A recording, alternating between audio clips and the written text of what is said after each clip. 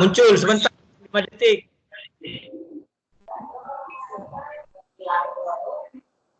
Udah mulai ya. Ya. Jonathan is recording the call. Oke, sudah siap. Aku yang bertanya, bro. Iya, tapi aku intro dulu. Oh ya, monggo silakan. Ya, terima kasih Bang Rudi Yohanes Sutagalung yang telah menyempatkan diri untuk dapat berdiskusi pada siang hari ini. Kiranya diskusi kita pada siang hari ini menjadi berkat buat orang lain, sehingga banyak pribadi yang terjamah, terlawat, sehingga suatu saat ya mereka yang terjamah dan terlawat menjadi manusia baru, pribadi baru dalam iman dan Islam. Dari sekian banyak debater Kristen yang punya nyali, yang punya keberanian untuk live seperti ini, hanya satu, yaitu Bang Rudi Yohanes Sutagalung. Ya, sedangkan yang lainnya hanya bisa ngumpet di atas ketiak ibunya. Termasuk Saifuddin Ibrahim, Bang Rudi. Saya tantangin dia berapa kali, cuma tidak ada keberanian untuk live seperti ini. Jadi tidak salah sebenarnya kalau ada yang mengatakan Rudi Yohanes itu Christian Friends-nya Indonesia karena dia berani gitu kan berdebat seperti ini. Sedangkan Saifuddin Ibrahim, Gracia Avello, siapa lagi tuh Luis, siapa nggak kenal lah. Pokoknya banyak ya akun-akun debater Kristiani yang hanya bersembunyi di balik ketiak ibunya, dan hanya Bang Rudi yang berani tampil seperti ini. Jadi saya patut mengapresiasi keberanian Bang Rudi ya untuk berdebat live seperti ini. Oke. Sekarang Bang Rudi mau tanya tentang apa? Oh, aku tanyanya sederhana. Ya. Sebenarnya sih ini pendapatmu ya, bukan karena kemarin ini ada tali-tali apa nih di layar nih? Udah tali apa itu? Oke. Jadi, bertanya. Saya mau nanya, apakah kamu percaya bahwa kan sering dikatakan itulah bahwa Al-Quran itu adalah kitab paling sempurna, paling lengkap. Apakah kamu percaya itu? Ya, pastilah. Pasti percaya. Sekarang coba ya aku buka satu ayat. Ya, ayatnya itu di Maryam 56. Surah Maryam 56. Aku bacakan. Ya, sebentar, surat Maryam ayat 56. Surat Maryam ayat 56. Ya, silakan baca. Dan ceritakanlah buka kurung, hai Muhammad kepada mereka, kisah tutup kurung. Idris buka kurung yang tersebut tutup kurung di dalam Al-Quran. Sesungguhnya ia adalah seorang yang sangat membenarkan dan seorang nabi. Saya sudah mencari kisah Nabi Idris di dalam Al-Quran.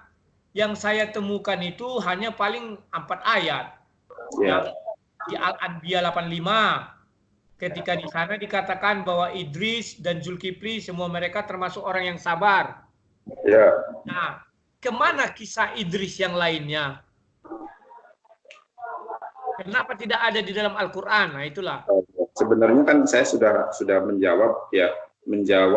Jadi pertanyaan Bang Rudi kali ini itu sudah terjawab pada pembahasan kita, pada perdiskusian kita ya tempo hari atau minggu yang lalu, yaitu membahas tentang nubuatan. Sekarang buka surat Al-Ghafir ayat 78. Bang Rudi buka. Surah berapa itu? Al-Ghafir, surat Al-Ghafir ayatnya ke-78. Surat 40 kalau tidak salah. Al-Ghafir ya. 38 kalau salah kemana. Al-Ghafir. 40. Pasal yang ayat ke-78. 78. Betul.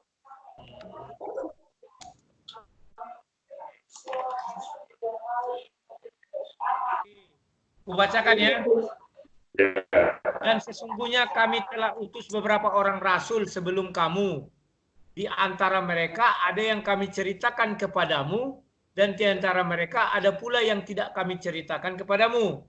Tidak dapat bagi seorang rasul membawa suatu mujizat, melainkan dengan seizin Allah. Maka apabila telah datang perintah Allah, diputuskan semua perkara dengan adil. Dan ketika itu rugilah orang yang berpegang kepada yang batil. Jadi silakan dijawab. Apa yang mau dijelaskan dengan ayat itu? Jadi jadi kisah-kisah para nabi ya di dalam Al-Qur'an itu ada yang memang diceritakan, ada yang memang tidak diceritakan ya. Jadi seperti itu Bang Budi. Jadi ya ketika kita membaca Al-Qur'an jadi perlu metode penafsiran. Bang Budi bisa dengar suara saya? Jadi metode penafsiran Al-Qur'an itu ada dua ya. Ada metode penafsiran bil maksur, ada metode penafsiran bil riwayah. Jadi kalau bil maksur adalah menafsirkan Al-Qur'an dengan Al-Qur'an itu sendiri. Yang kedua metode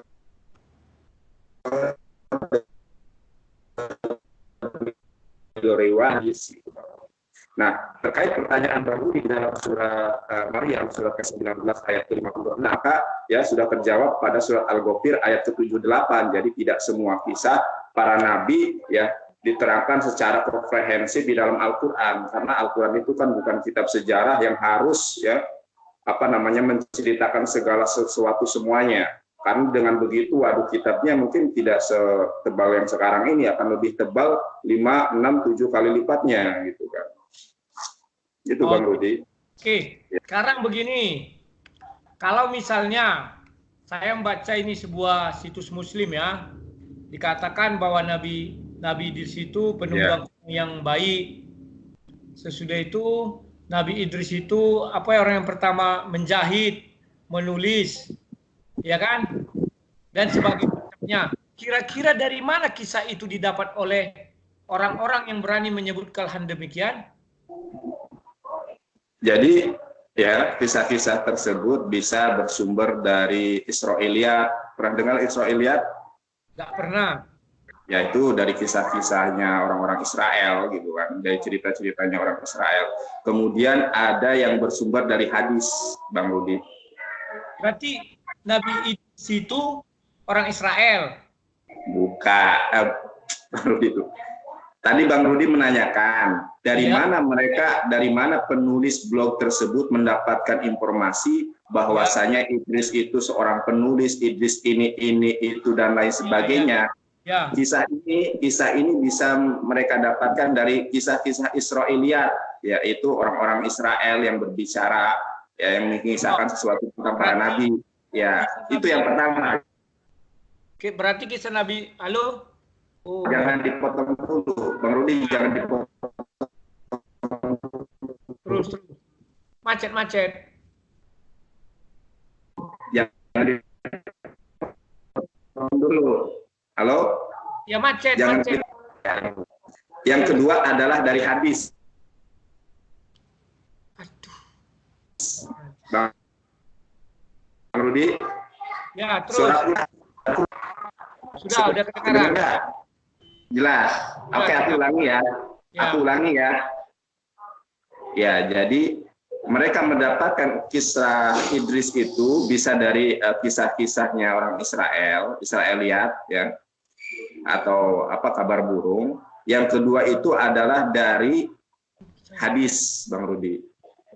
Dari hadis. Nah, kalaupun jangan dipotong dulu. Kalaupun ada kisah-kisah di blog Idris sebagai penulis dan lain sebagainya, itu tidak bisa dijadikan acuan sebagai sebuah kebenaran, kecuali mereka bisa menunjukkan literaturnya dari mana, hadis siapa, Bukhari atau Muslim atau riwayat lainnya. Ya, ketika ada di situ dicantumkan riwayat dari perawi misalnya Muslim atau Bukhari, saya bisa mentahriz hadis tersebut.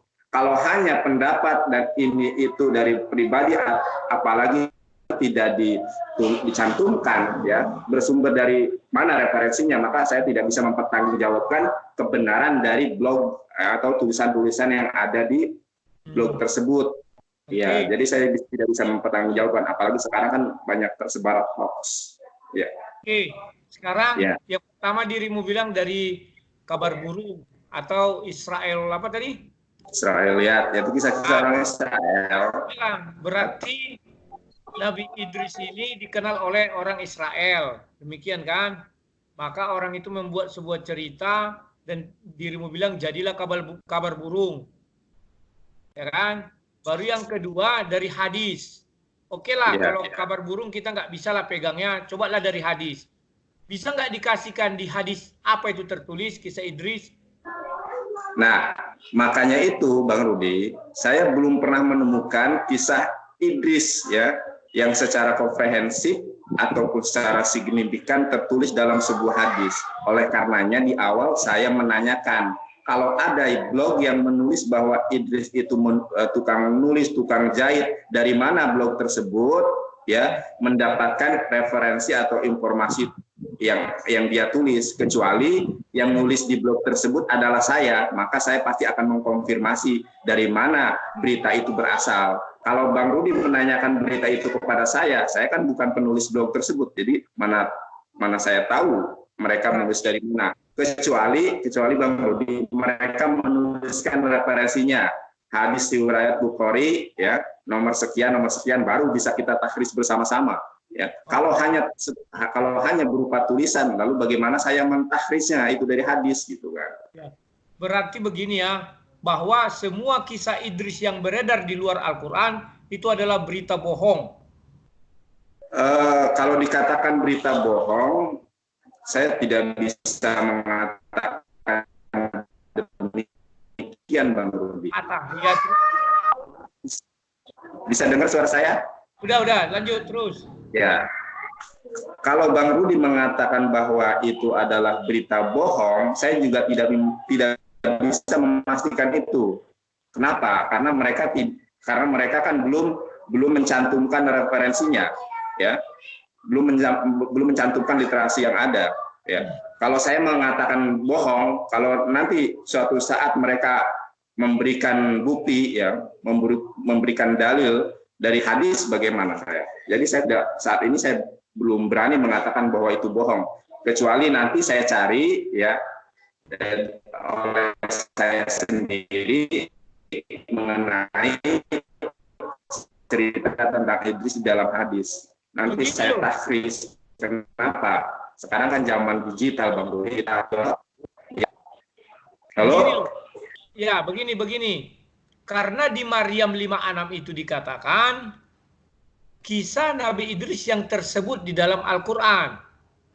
Kedengaran suara saya? Halo? Ya, halo, kedengaran. Di dalam surah Maryam 5:6 dikatakan kisah Nabi Idris yang di dalam Al-Quran. Coba buka surat Maryam lagi. Ayat 5:6 kan? Iya, bahwa dikatakan di sana kisah Idris yang tersebut di dalam Al-Quran. Artinya, kalau ada kisah di luar Al-Quran, itu adalah semua berita bohong. Seperti yang kamu bilang tadi. Yang di dalam Al-Quran hanya dikatakan bahwa Idris termasuk orang yang sabar. Kalau ada dibilang dia tukang jahit, penunggang kuda, pernah mati, sesudah itu bangkit lagi dibatalkan kematiannya, kan ada cerita-cerita. Itu adalah semua kebohongan. Bahkan ada lagi yang di hadis di surah apa namanya itu, hadis riwayat Muslim 162 sampai 168 itu dikatakan Nabi Muhammad bertemu dengan Nabi Idris di langit keempat. Gimana? Di hadis. Gimana? Halo. Di hadis riwayat Muslim 162 sampai 168 kan ada diceritakan bahwa Nabi Muhammad ketemu dengan Nabi Idris di langit keempat. Paham ya? Saya belum, nanti saya cari dulu terlebih dahulu, saya belum memastikan. Ya. Cuma kita fokus dulu, Bang Rudi, kita fokus dulu kepada Al-Quran surat Maryam surat ke-19 ayat ke-56. Ya. Nah, oke. Nah, di dalam surah Maryam 5:6 ini dijelaskan bahwa kisah Idris yang di dalam Al-Quran. Paham ya? Ya. Nah, sementara dirimu mengasih tadi Al-Ghafir ya, 78. Ya. Di sana dibilang ada yang tak tertulis, ada yang tertulis. Ya, betul. Nah, sementara perintah ini adalah sudah ada di dalam Al-Quran. Tolong. Ayatnya mana ayatnya? Maryam 56. Coba baca lagi. Dan ceritakanlah kisah Idris yang terdapat di dalam Al-Quran. Sesungguhnya ia adalah seorang yang sangat membenarkan dan seorang nabi. Mana dan sebenarnya dulu Bang Rudi, dan ceritakanlah Coba kita fokus ke surat Maryam ayat 50 dulu, biar kita satukan, kita samakan persepsi dulu tentang surat Maryam ayat ke-56. Ya, setelah itu dulu Bang Rudi. Ya, Dan ceritakanlah, hai Muhammad, kepada mereka kisah Idris yang tersebut di dalam Al-Quran. Nggak ada kisah di situ Bang Rudi, nggak ada kisah. Apa Nyong? Nggak ada kisah di situ. Yang ada apa? Nggak ada tulisan kisah di situ. Nggak ada? Nggak ada. Oke, berarti coba yang benarnya gimana sebelum jadi saya? Saya membaca ini dari terjemahan. Ya. Terjemahan kan. Ya. Wadkur, dan ingatlah fil kitab, bahasa Al-Qur'annya kan wadkur fil kitab, ya, dan ingatlah fi itu di kitab, di dalam kitab itu Al-Qur'an, Idris tentang Idris. Jadi sebenarnya hai Muhammad, kepada mereka kisah itu hanyalah itu hanyalah tafsiran dari depan gitu. Jadi benarnya gimana? Benarnya coba dulu. Aduh, putus. Kok nggak ada gambarnya? Sudah ada gambarku? Sudah ada, oke. Oke lah kalau Bang Rudi ya mengikuti terjemahan, oke, ya. Dan ceritakanlah hai Muhammad kepada mereka kisah Idris. Kalau kita melihat tekstualnya Al-Qur'an, wadkur, dan ingatlah fil kitab, di dalam kitab yaitu Al-Qur'an, Idris yaitu Idris, innahu, sesungguhnya, kana siddiqon nabiyya, sesungguhnya dia itu orang yang sangat benar dan dia adalah seorang nabi gitu kan. Jadi kalau kita melihat Al-Qur'annya di situ tidak disebutkan kisah, enggak, akan tetapi di sini disebutkan, ya, saya akan membacakan kepada Bang Rudi ya secara kosakata, ya. Wadkur itu bahasa Arab kan. Ya, ini Al-Qur'an bahasa Arab. Jadi kalau acuannya bahasa Indonesia, saya kalau membaca Al-Qur'an tidak terbiasa dengan terjemahan, karena sekali lagi Al-Qur'an itu adalah bahasa Arab. Tidak ada Al-Qur'an yang berbahasa Indonesia, tidak ada Al-Qur'an yang berbahasa Inggris atau bahasa-bahasa lainnya di dunia ini. Jadi Al-Qur'an itu adalah bahasa Arab. Kalaupun ada bahasa Inggris, bahasa Indonesia, bahasa Sunda, bahasa Jawa, bahasa Batak, bahasa lain sebagainya, itu hanyalah terjemahan. Jadi kami ini umat Islam bukan umat terjemahan, tapi umat kitab suci. Adapun kenapa diberikan terjemahan, karena tidak setiap orang itu kan mumpuni di dalam bidang Al-Qur'an. Jadi untuk memahamkan mereka yang tidak menguasai bahasa Arab, dibuatlah terjemahan untuk memahami apa sih isinya, gitu kan. Wadkur, dan ingatlah, Bang Rudi, sekarang kita membaca sesuai dengan kosakatanya, ya. Bang Rudi, wadkur, dan ingatlah fil kitab, di dalam kitab Idris, yaitu Idris, innahu, sesungguhnya dia, innahu, ya, kata ganti ketiga, kana siddiqon nabiyya, dia itu orang yang benar dan seorang nabi. Jadi di situ sebenarnya Bang Rudi. Jadi sebenarnya Bang Rudi, jangan dipotong dulu. Jadi sebenarnya pada surat Maryam ayat ke-56 itu tidak ada satupun kosakata kosos atau kisah, tuh nggak ada. Justru Al-Qur'an. Jadi Al-Qur'an itu hanya menanyakan, betul.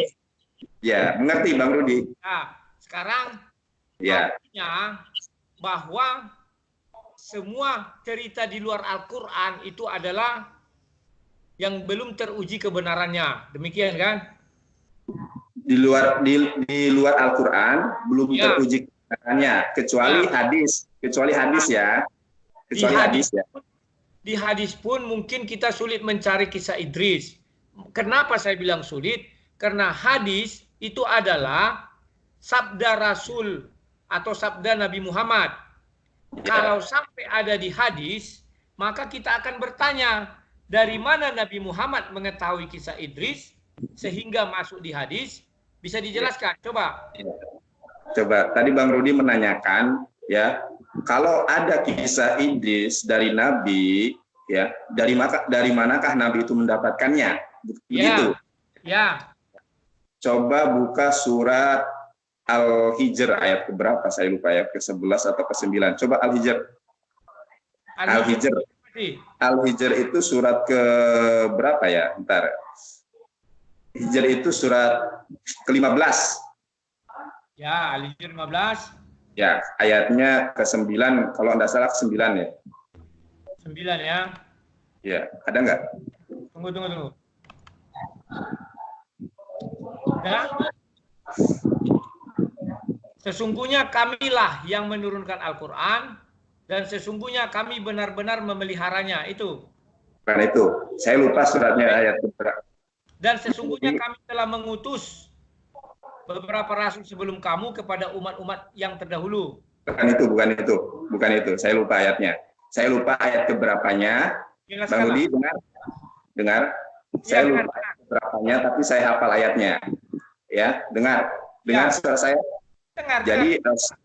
Jadi kalau misalnya ada kisah Idris, Bang Rudi, kalau ada kisah Idris dari hadis, dari mana Nabi Muhammad SAW mendapatkan kisah itu? Ya, halo, bisa dengar suara saya? Karena Rasulullah SAW itu setiap apa yang dia lakukan, apa yang dia ucapkan itu namanya hadis. Dan perkataan Nabi Muhammad SAW itu adalah wahyu. Bisa dengar? Bisa terus. Ya, perkataan Nabi Muhammad SAW itu yang dipotong dulu. Ini saya mengerti pertanyaan Bang Rudi. Ya. Bang Rudi, jadi perkataan Nabi Muhammad SAW itu namanya hadis. Yuk, terus. Look at me please. Ya, terus. Saya nggak terbiasa kalau ngomong perhatiannya bukan ke saya. Baterai tadi lu, terus. Oke, ya. Jadi perkataan Nabi Muhammad SAW itu adalah hadis namanya. Ya. Terus, aku minum. Sedangkan, jadi, saya mengulas sedikit yang lain ya. Jadi perkataan Allah melalui perantara malaikat Gabriel atau Jibril disebut Al-Quran. Kalau perkataan Nabi Muhammad SAW, jadi hadis. Dalam iman kami itu wahyu Allah dengan perkataan Nabi Muhammad SAW itu dipisah. Kalau wahyu Allah atau Allah Subhanahu Wa Taala itu Al-Quran namanya melalui perantara malaikat Gabriel. Kalau perkataan Nabi Muhammad SAW itu namanya hadis. Ya, terus. Dan kedua-duanya, dulu Bang Rudi. Dan kedua-duanya Al-Quran dan hadis itu adalah sumber hukum Islam. Ya. Jadi kata Nabi Muhammad SAW. Ya, halo. Bentar. Coba langsung aja menukik misalnya dari mana? Saya paham betul pertanyaan Bang Rudi, makanya saya berusaha memahamkan Bang Rudi dan netizen agar clear. Ini apa? Sudah tahu aku tuh. Teruslah. Ya. Jadi perkataan Nabi Muhammad SAW itu adalah wahyu Tuhan. Ya. Kenapa? Karena di dalam Al-Quran suratnya saya lupa surat apa, tapi saya hafal. Wama yang tiku anil hawa in huwa. Pernah mendengar ayat ini, Bang Rudi? Nggak pernah. Coba bahasa Indonesianya apa? Wama yang tiku anil hawa in huwa ila wahyu yuha. Tiadalah yang diucapkan oleh Muhammad kedengar. Ya, terus. Kecuali itu adalah wahyu yang diwahyukan kepadanya. Ya. Makanya setiap ucapan Muhammad ya, kemudian penetapannya atau takririnya ya, fi'liyah, qauliyah ya, takriri itu adalah sumber hukum Islam. Kenapa? Karena perbuatan Nabi, penetapan Nabi, perkataan Nabi itu adalah ya sumber hukum ya, adalah hadis gitu Bang Rudi. Karena apa yang diucapkan Nabi Muhammad SAW itu adalah dari wahyu Allah ya. Bukan berdasarkan atas hawa nafsunya sendiri gitu Bang. Ya, halo. Ya. Nah, misalnya beginilah. Di dalam hadis terdapat kisah Nabi Idris bahwa dia adalah seorang yang pertama menulis, dia seorang tukang jahit, ya kan? Baru Bang Rudi. Bang Rudi bisa nggak menunjukkan hadis tersebut, baik matannya atau perawinya? Sebentar, saya pun tidak percaya di hadis itu ada, makanya saya lihat orang banyak mengulas hal itu. Saya bertanya dari mana orang itu tahu, kan ini sekarang. Nah, ya. Bang Rudi, dengar suara saya? Iya ya, teruslah. Ya, kalau Bang Rudi bisa menunjukkan tahu matan hadis, tahu matan hadis? Ya. Matan, tahu matan hadis apa Bang Rudi? Biar yang lain juga pada tahu, makanya saya ajari. Matan hadis tahu nggak? Matan hadis tahu apa enggak? Masa pertanyaan, kan kamu tugasnya sekarang menjelaskan, jelaskan aja. Ya, oke, saya jelaskan ya. Jadi kalau Bang Rudi acuannya itu adalah website, blog, tulisan seseorang. Sekarang ini kan zamannya hoax, ya. Banyak saya aja kadang, setiap hari itu ada WhatsApp ini itu corona dikaitkan dengan ini, corona dikaitkan itu dan lain sebagainya. Ternyata setelah saya telisik, saya baca secara komprehensif, mereka itu nggak ada acuannya. Bahkan ada juga mereka yang mencantumkan hadis setelah saya tahriz hadisnya, setelah saya telusuri, nggak ada hadis berbicara tentang itu. Ya. Jadi kebanyakan hoax. Nah, kalau Bang Rudi, sekali lagi Bang Rudi, dengarkan saya dulu, kan sekarang giliran saya menjawab. Jadi kalau Bang Rudi acuannya website, acuannya Google, itu nggak ilmiah. Kecuali Bang Rudi mencantumkan referensi literasi literaturnya jelas, matannya hadisnya. Qala Rasulullah SAW an Abu Hurairah radhiyallahu an berkata Rasulullah SAW ini. Halo, dengar dulu. Biar kita bergantian berbicara. Perasaan dari setengah jam itu dirimu 20 menit bicara, aku paling 5 menit. Ya kan? Begini ya. Yang mau saya masukkan begini, bahwa secara tidak langsung memang Al-Quran pun mengatakan semua cerita Nabi Idris yang di luar Al-Quran itu seperti kamu bilang tadi adalah kabar burung. Kalaupun ada di hadis, tolong tunjukkan siapa perawinya, ini segala macam. Nah, dan kamu mengatakan kalaupun ada di hadis, hadis itu adalah wahyu dari Tuhan. Kan demikian ya? Betul. Nah, makanya saya katakan saya bingung dan heran lihat orang-orang ini. Kamu saja yang muslim tidak tahu dari mana orang-orang ini mengatakan bahwa dia pandai menjahit, pandai menulis, naik kuda dan segala macam. Ya banyak loh yang mengenai hal itu. Saya pun malas mencari hadisnya. Kenapa saya malas?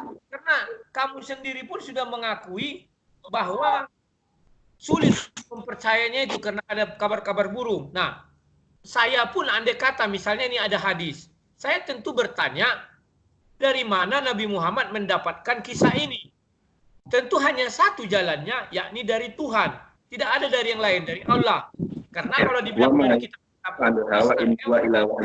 ya, terus kalau dari kitab-kitab Israel nanti tidak diterima. Kan demikian. Nah, maka satu-satunya dari Allah. Sementara kita tahu kalau Allah menyampaikan kepada Nabi Muhammad namanya berfirman. Firman Allah 100% harus tertaruh atau ditulis di dalam Al-Quran. Bukan di dalam hadis. Enggak. Salah Bang Rudi. Loh, kenapa? Coba jelaskan. Apakah Al-Quran itu memang tidak 100% firman Tuhan? Artinya ada firman yang lain di dalam tempat-tempat lain, buku-buku lain. Oke. Bang Rudi. Bang Rudi, saya lucu sebenarnya yang mendengar pertanyaan ini, tapi nggak apa-apa ya, saya jelaskan. Ya. Yang disebut, jadi Bang Rudi itu ingin mengatakan Al-Quran itu apa gitu kan? Saya bukan mengatakan Al-Quran itu apa, tetapi sesuai pemahaman yang diberikan Zulkifli M. Abbas misalnya, dia mengatakan Al-Quran itu 100% firman Tuhan. Al-Quran itu 100% firman Tuhan. Dan kalau Bang Rudi mengatakan, ya, jadi saya tidak paham pertanyaannya. Jadi begini ya, kita uraikan Al-Quran secara definitif biar bisa membedakan ya, Bang Rudi. Jadi, dengarkan saya terlebih dahulu. Yang disebut dengan Al-Quran adalah putus.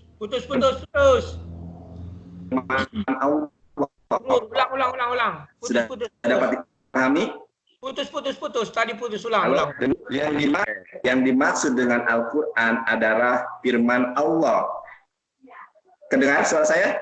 Iya, firman Allah. Ya.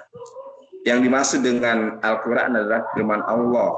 Berarti isinya firman Allah kan? Ya, Al-Quran itu kan firman Allah 100%. Ya.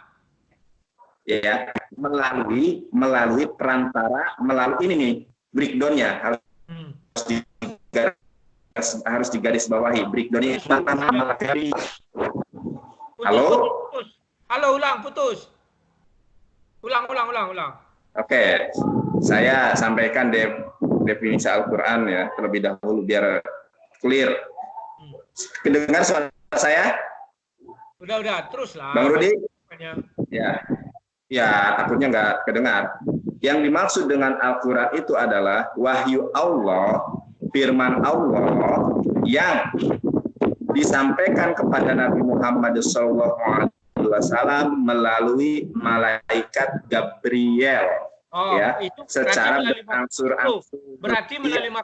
Berarti melalui malaikat Gabriel. Kalau tidak melalui malaikat Gabriel, apa namanya? Itu hadis qudsi. Ya, coba cari dulu hadis qudsi di laptop Bang Rudi. Sekarang, aku tidak mau cari hadis. Aku tidak mau cari itu lama. Dulu gini, saya ingin menyampaikan, Bang Rudi, kalau saya tidak tuntas menjelaskan ini, maka akan ada salah tafsir baik dari kalangan kaum muslimin maupun dari kalangan Kristiani. Yang disebut Al-Quran sekali lagi ya, Al-Quran itu kan diturunkan kepada Nabi Muhammad melalui perantara malaikat Gabriel atau Rohul Kudus. Jadi malaikat Gabriel itu Rohul Kudus atau Roh Kudus di dalam Alkitab, ya kan? Secara berangsur-angsur. Jadi lamanya Al-Quran diturunkan kepada Nabi Muhammad SAW itu selama 22 tahun, 22 bulan, 22 hari. Itulah Al-Quran yang diturunkan secara berangsur-angsur dengan riwayat mutawatir. Tahu. Jangan diulang lagi. Sedangkan, yang kedua, sedangkan firman Tuhan yang diwahyukan kepada Nabi Muhammad SAW tanpa melalui perantara malaikat Gabriel itu adalah hadis qudsi. Hadis qudsi itu adalah firman Tuhan yang disampaikan secara langsung kepada Nabi Muhammad SAW tanpa melalui perantara. Bisa dalam mimpi, ya, itu namanya hadis qudsi. Hadis qudsi itu dalam mimpi, ya. Jadi wahyu Tuhan yang disampaikan kepada Nabi Muhammad SAW dengan pemaknaan, dengan narasi Nabi Muhammad SAW. Jadi ketika mimpi firman Tuhan datang kepada Nabi Muhammad SAW, ya, redaksi dan narasinya itu adalah Nabi Muhammad SAW. Itulah hadis qudsi namanya. Jadi kalau firman Allah langsung apa namanya? Halo. Makanya ketika firman Tuhan, ketika halo. Belum selesai. Jadi ketika firman Tuhan seperti sinyalmu jelek. Bang Rudi. Sinyalmu jelek. Ini lagi hujan soalnya. Cerita. Halo. Sekarang aku tanya, kalau firman Tuhan yang disampaikan melalui mimpi hadis qudsi. Jadi kalau firman Tuhan yang langsung diucapkan Tuhan apa namanya? Ini kok nanya lagi? Kan saya tadi katakan, ya kan? Firman yang melalui malaikat Gabriel atau Roh Kudus, Al-Quran turun secara berangsur-angsur selama 22 tahun, 22 bulan, 22 tahun. 22 tahunnya itu membuang-buang apa aja energi kita? Bilang aja disampaikan Gabriel, tahu saya Al-Quran namanya. Al-Quran saya tahu 610 sampai 633, terus yang lain. Ya, kalau langsung bisa hadis qudsi. Nah, itu dirimu bilang tadi berupa mimpi atau termasuk di dalamnya bicara langsung. Hadis qudsi. Nah, diskusi. Makanya kalau Tuhan bentar dulu. Saya tahu Bang Rudi, saya tahu pertanyaan Bang Rudi. Halo. Suaramu putus, tapi kau ngotot terus, ngegas. Tunggu, sabar dan bicara.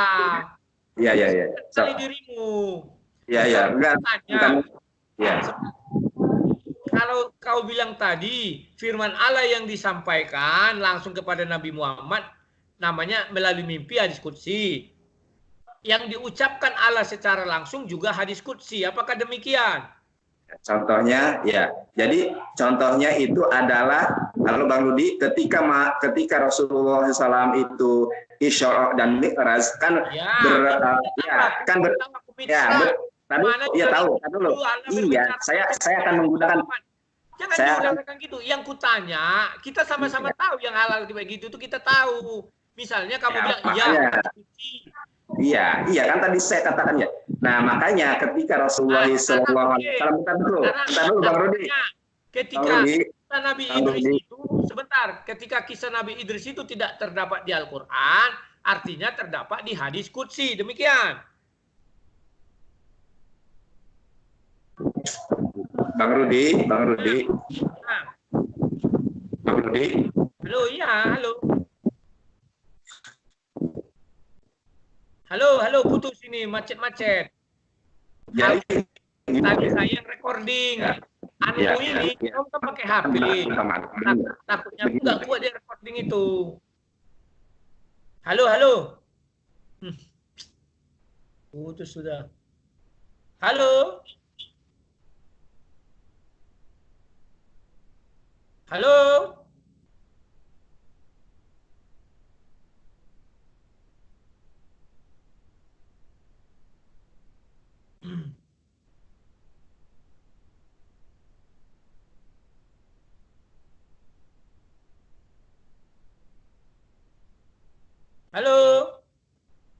Loha.